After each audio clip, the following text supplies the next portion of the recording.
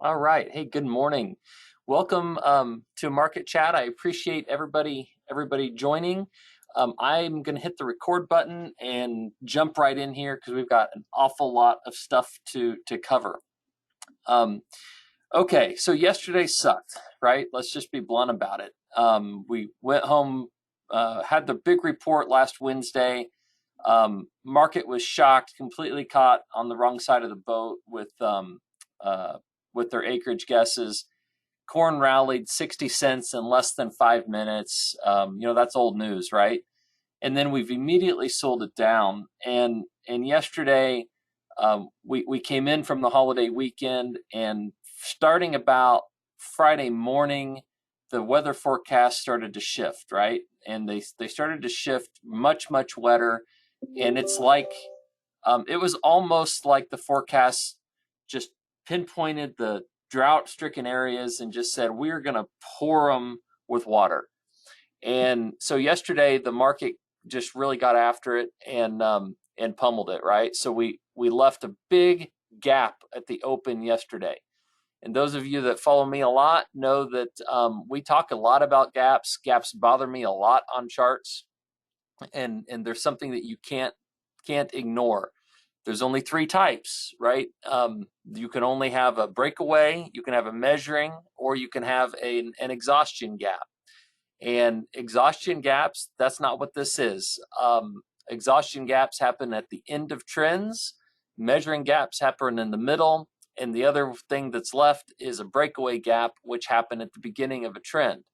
And so the big question here is a gap this size, a breakaway gap to the downside. And so we don't know yet, right? Because the rest of your technical analysis, if this wasn't a gap, it would be a no-brainer saying, hey, uptrend's still good. We don't have anything to worry about. And so the question is, has something happened fundamentally that will make you change teams, right? Has something happened that would turn you into a bear at these markets? And so I've spent, I don't know, the last 5.5 hours since I came in this morning, diving deep into the bearish argument and trying to wrap my head around it as much as possible. And some of you guys know me pretty well, some of you don't. I'm bullishly biased, so I generally don't like the bearish case. I don't love the bearish argument, and a lot of times I don't even like bearish people because they just annoy me. So and I mean that jokingly, of course, but the reality is you got to work really hard to understand your opponent's case. And I think I do this morning. I really think I fully understand what would cause this this action to happen. And I think, and we're going to spend some time unpacking it and dissecting it. And I think it's, very short term and very narrow minded and very much flawed in its reasoning. And we'll get to why we think that is. But having said that, this is a big deal, and I don't want to discount it at all. We should have been up and out of here. We should have made new highs after that shocking report with the potential of the balance sheets. We didn't, so now we got to deal with it. So before we get to that analysis, I'm going to tell you exactly what we're kind of looking at and doing here. I want to see this low hold. It looks to me like we're going to come test it this morning. We want to see this low hold at 528. We want to see the 100-day moving average hold at 526. And for sure, we want to see this 514 level hold. If those start to break, then I think we've got problems in the corn market and we could work lower. A trend identification is the same whether you're in a really tightly traded market or whether you're in a highly volatile market. The principles are the same. A trend is defined as higher highs and higher lows for an uptrend and lower lows and lower highs for a downtrend. So you can't argue that this is a downtrend because we have yet to make a lower low. Okay, this low is higher than this low. That's not a downtrend, folks. No way around it. It's higher than the prior low. So this uptrend is still intact because we have higher highs and higher lows. And the fact that this is a $1.30 range doesn't matter to that analysis. Same thing with soybeans. The fact that we're getting banged around $1.30 a day does not change the basic fundamentals of trading. Just because it's volatile doesn't change things. So so we're looking at this level right here as a stop level. I think it's prudent to defend this. We got our crop report coming out next week, and I think that once we get past that, we should be able to dissect what's going on here. Now, the last thing before we jump into the balance sheet of corn, the weather. Weather models are all over the place. And from what I understand, the reason that they're all over the place is because of the air circulation around the Gulf. It's pulling moisture and holding it up into the high plains and Midwest. And it's making it very, very difficult to guess for the models to figure out what they should do with all that moisture, because there's really not a big catalyst to ignite it and bring it down to the surface. So that's why you're seeing them shift all over the place. And one of the things that has happened since noon yesterday is they've started to shift the moisture south and east just a little bit, and they've taken the moisture back out. Now, I don't think that rain alone caused that to happen. I don't think that it's that simple. That's too much of a gap. That's too much of an action for a rain to happen, because for a rain to cause, right? It takes somewhere between 2 and 3 inches a week during pollination in order for corn to get enough moisture, right? 1-2 inch rain doesn't do it. You got to have more on the horizon. And so I don't think that we'd have had this gap if that was the case. So what could it be?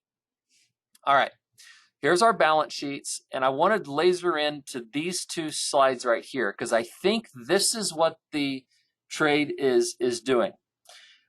If you are a bear, and if you believe that the corn market is overvalued, then the only way that you can rationalize why we're at $6 or above $5, okay, follow my logic here, okay? If you are bearish, then you must explain high prices. If you are bearish, you will explain high prices by saying we have weather premium. I don't think that you can make the argument that we're rationing, because we're grinding the heck out of ethanol. The metrics don't just flat out don't support that we're rationing anything at all, nor would price action be reflective of some sort of rationing. So you have to have some other explanation, and that explanation is weather premium. The bearish trade thinks that 550 corn has weather premium in it against what they expect the USDA to print next week, which I think is right here. So we have the acreage number, which is now set in stone, okay? That's not going anywhere. You've got trendline yield. The USDA is probably not going to mess with trendline yield yet.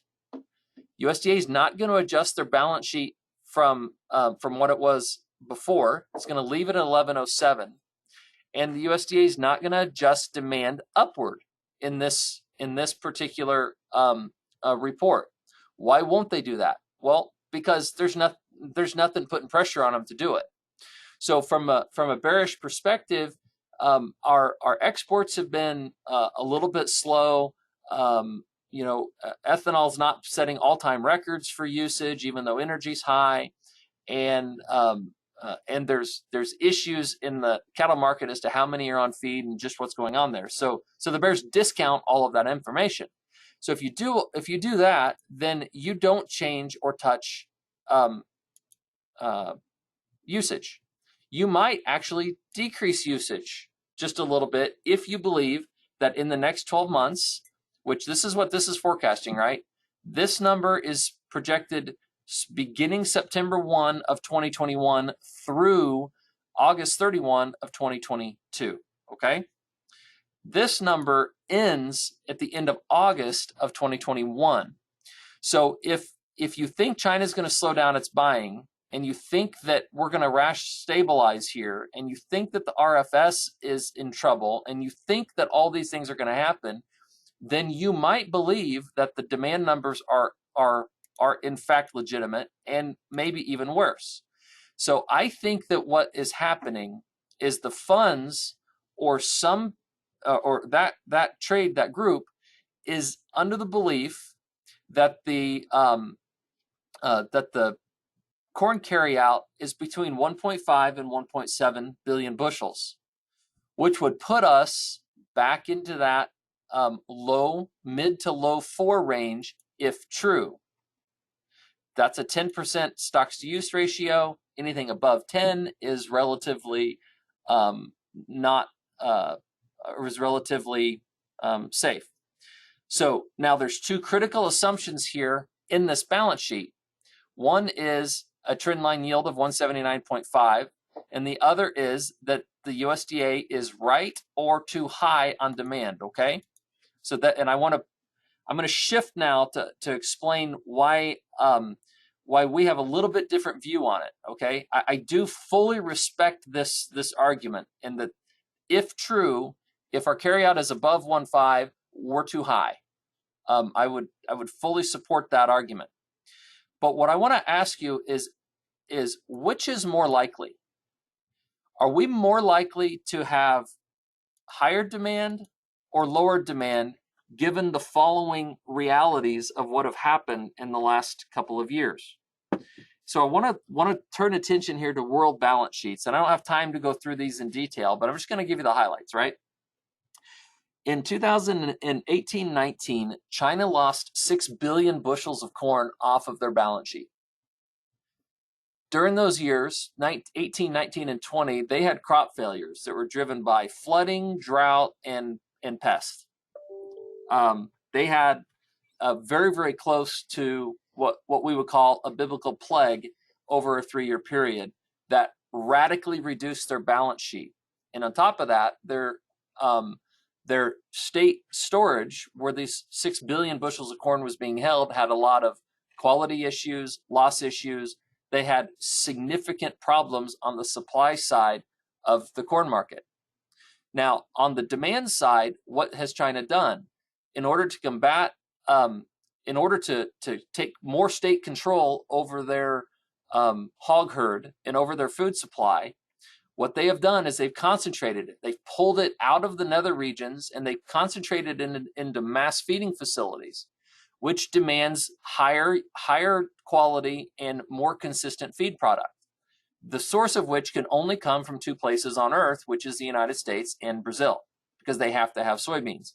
And that puts acreage pressure on everything else. So between drought, insects,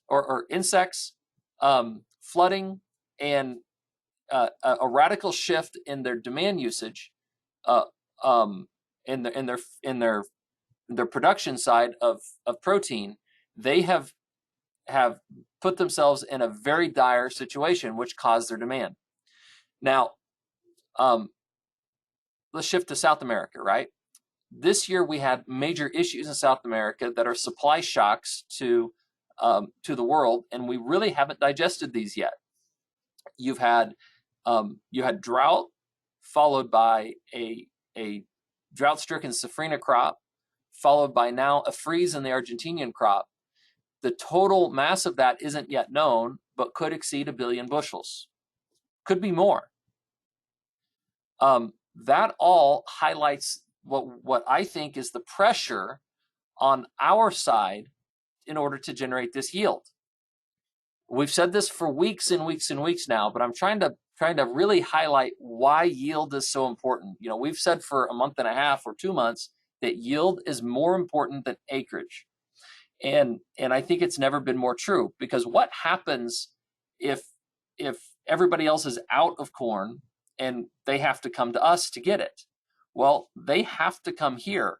And so what is more likely in a world where the balance sheets on a global basis have collapsed completely? What is more likely, that we use more of it and sell more of it? Or is it more likely that we increase our sales?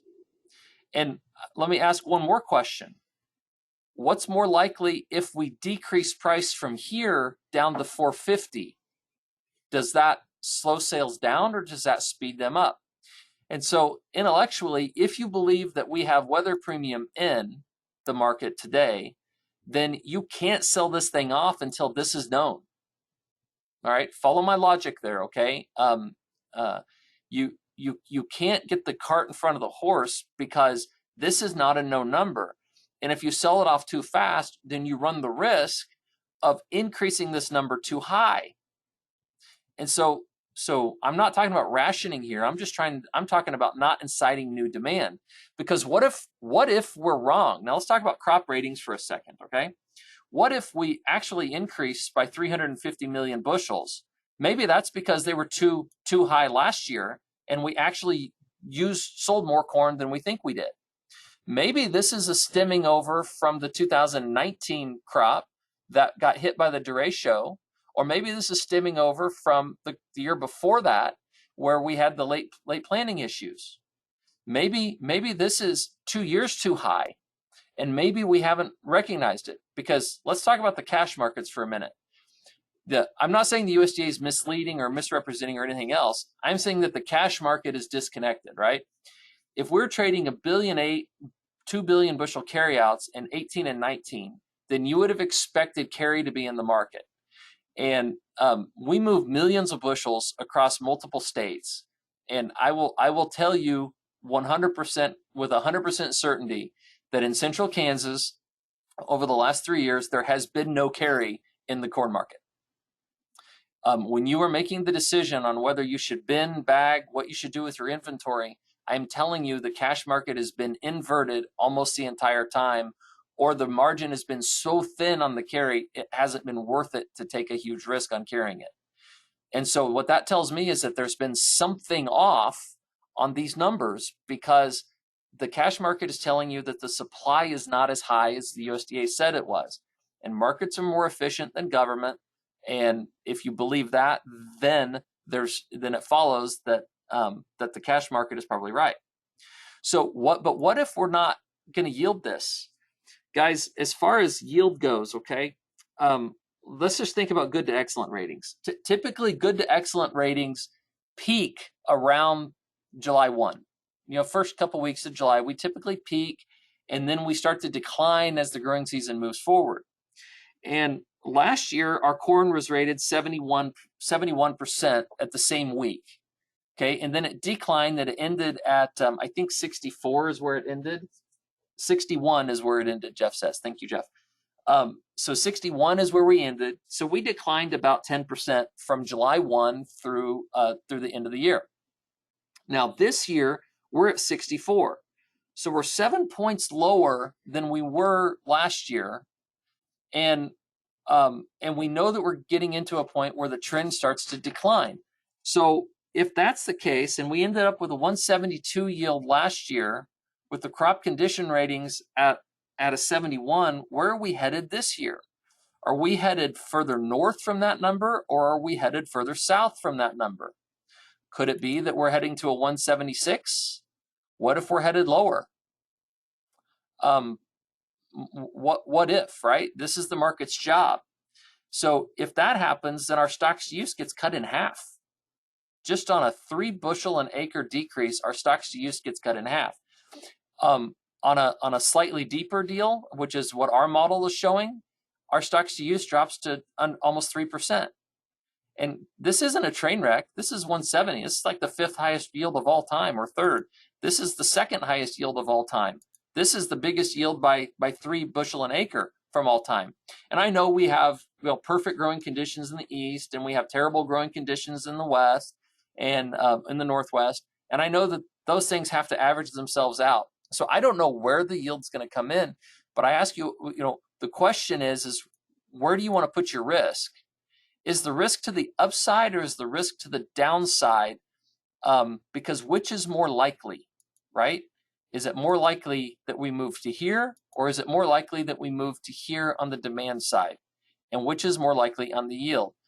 And I think that logically, if you really think it through, I think that a knee-jerk reaction on rain and to assume that we're going to decrease demand on this global context, I think that that's a really tough argument to make until we see some sort of metrics that are going to increase it.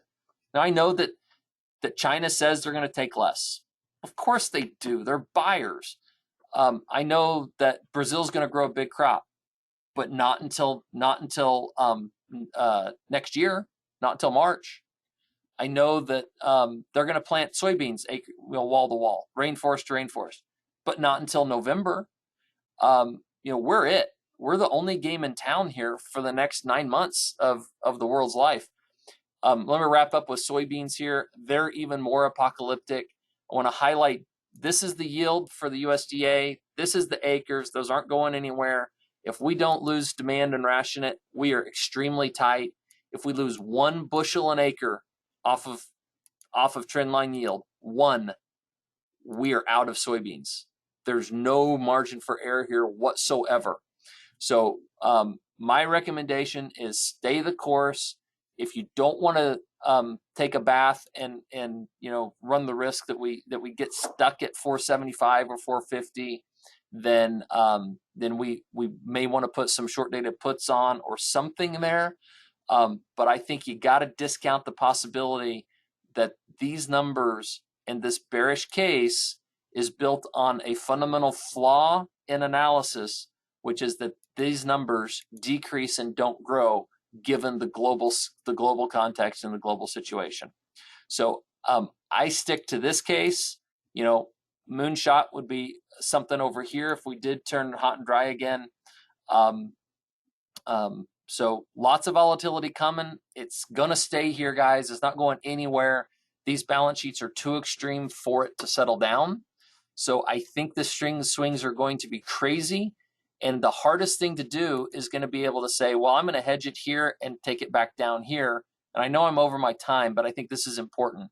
I think you got to say, hey, here's my line in the sand, right? I don't want it to get below $5.